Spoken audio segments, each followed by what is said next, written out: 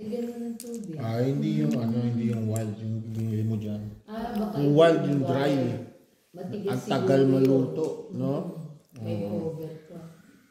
Ilalagay mo sa Rice na ano. kakanin, sushi. Sa mga ipugaw. Sa probinsya, no?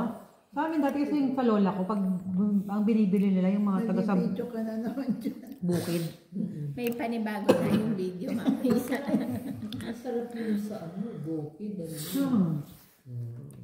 Mga bagong Bawat ani. Talaga sa Ifugao yung talay tinatanim nila eh. Oo, Kaya special. special na rice sa kanila yun. Nagpunta kami ng ipugaw. Oh. Sabi ko, ano to?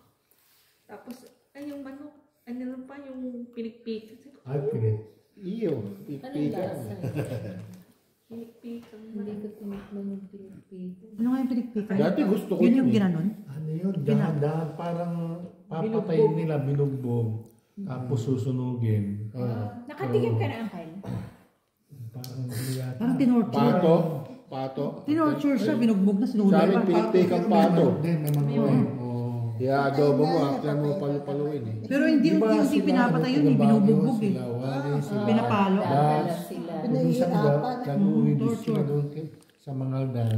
Sila magluluto rin. Parang tinola ba? Tinola.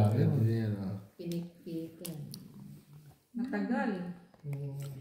Paano na? Parang kawawa yung manok na. Oo. Sabi ko, bakit? Parang dinudulo. Kala ko pag order ko, ayun na eh. Pala papatayin Naligas pa. na yung muscle nun kasi masyado silang Nagulpi.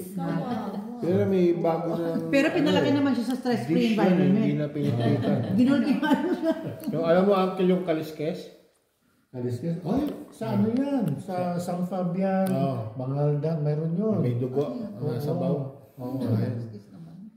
Hindi na Ano pinikpikan. yung bituka? Kaliskes ang tawag.